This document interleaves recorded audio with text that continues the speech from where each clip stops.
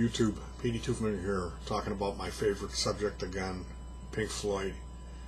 I say that reluctantly because they're so huge. And it used to be kind of a club. It was like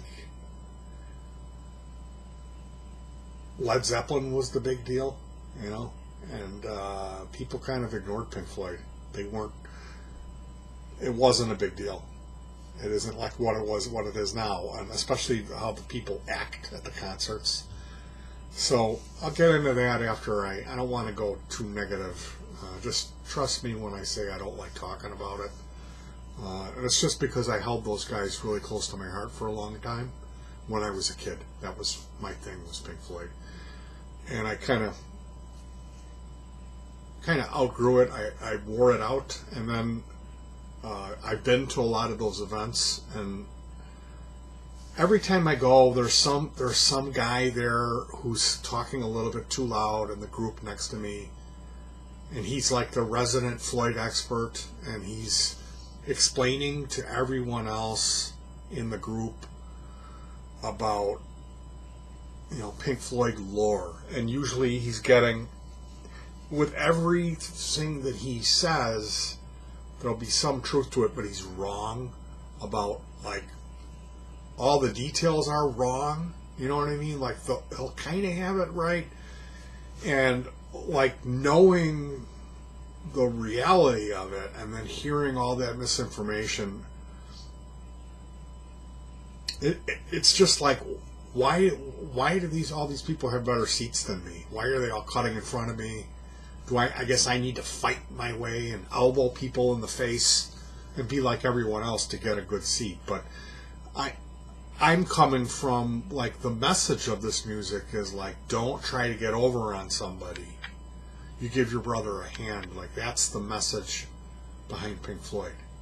So as a fan, I try to behave myself a certain way, like a gentleman, because that was always the message of Pink Floyd to me. And I see that people are like, oh, music is this greatest thing.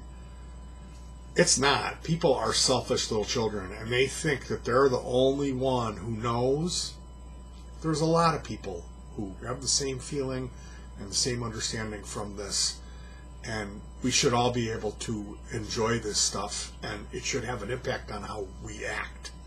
When the music is that deep and it's on that level, and it deals with basic human understanding and how we communicate and how we treat each other, but then that's not reflected at all in, like, the people who consume it. When it's the other way around, that's when it becomes a problem for me.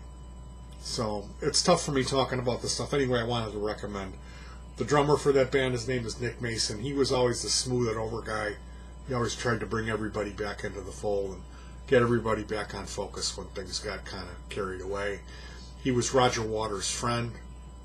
Where in the band it was like the druggies versus the drinkers, where Nick and Roger enjoyed alcohol, and Rick and Dave were doing drugs, or both. Now, that's not to say that there wasn't any drug use going on with Roger and Nick. I'm sure that they were Pink Floyd. I'm sure they had a stash. Now, that's often, like, to classify Pink Floyd as a drug band is such a cheap shot, because they're a humanities band, is what Pink Floyd is. Pink Floyd is talking about how we interact with each other as human beings. And that's what's so precious about that music. And that's what's so easily dismissible. You can just say, oh, they're a drug band.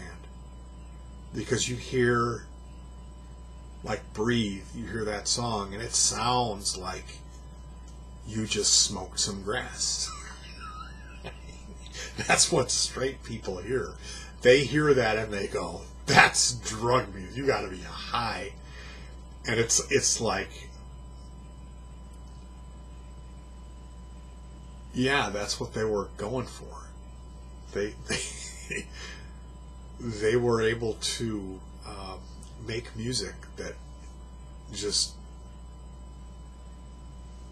it had that THC element to it in listening to it. And if you did smoke and then listen to it, it enhanced it on a really wonderful level. So that's kind of why Pink Floyd has that drug ban thing, is because they went that way with it for a while. They you know, even with Sid, there was that his experimentation with LSD. So that's an element of the band that, on the outside, it's easy to write them off and sum them up and say those guys are a bunch of stoners. But that's really selling short what the core message of that band really represents to me. And it just eats me up that when I do get a chance to see these guys, or one of these guys live, it's kind of how people behave at the show.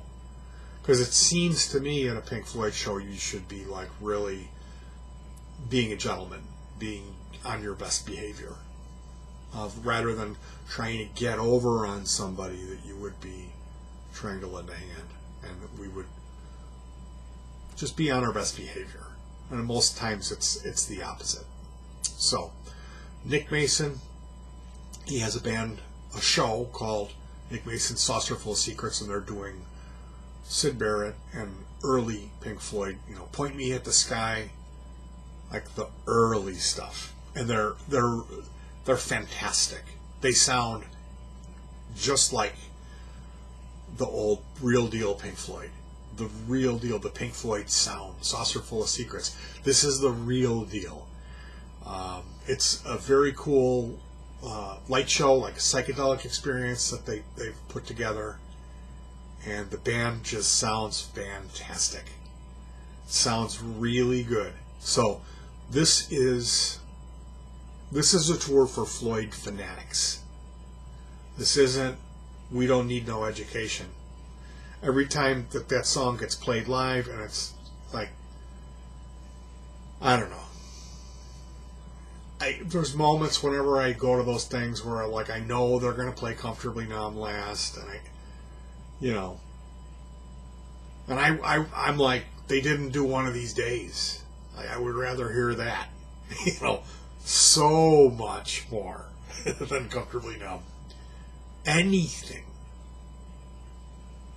Several species of small furry animals gathered together in a cave and grooving with a pict. Anything. So, yeah. There's that. But this show, I would have to say the hipster quotient that is going to be really bad. The ticket prices aren't that high. The scalper tickets were like $115 for a scalper ticket, so, or one of those services where they buy them up and resell them. To me, that's a scalper ticket. You're not buying it directly from the venue. Directly from the venue, they were like $55-$60 for a ticket, which isn't bad for this, considering what it is, that it's the drummer from Pink Floyd. $60 is pretty reasonable, and considering that you're getting kind of a world-class experience with the light show, it's going to be exceptional. It's going to be worth your money.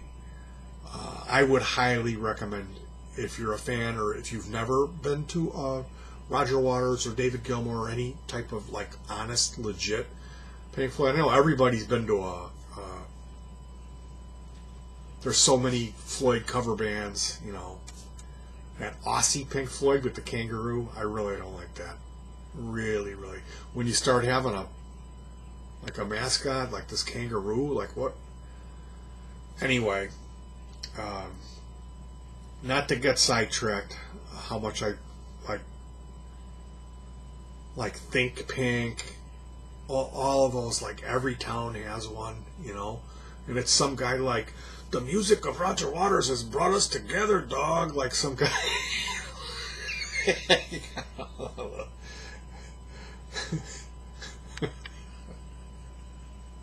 I saw a Pink Floyd tribute with a Hispanic frontman.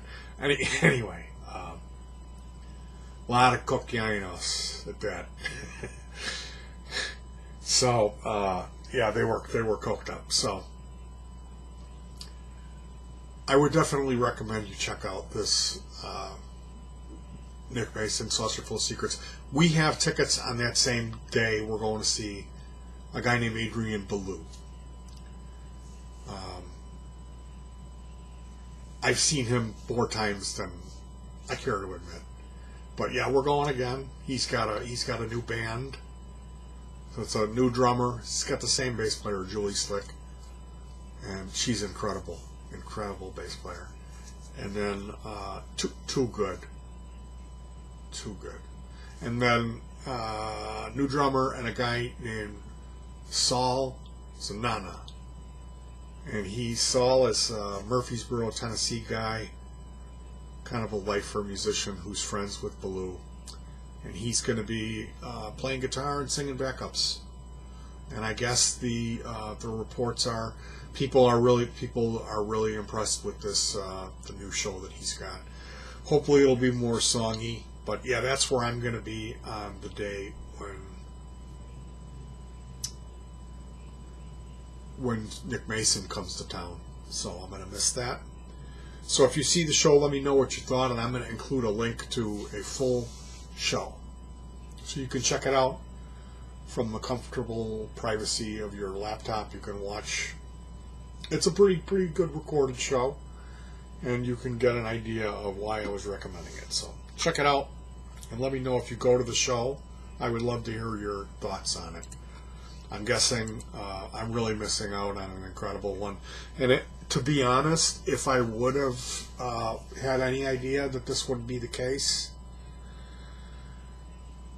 I would have went to see Nick, because Adrian's coming back around to St. Charles, Illinois, and I could have just got tickets for that. So I'll live. It's on YouTube, and it's pretty good footage. So anyway, check it out, you guys.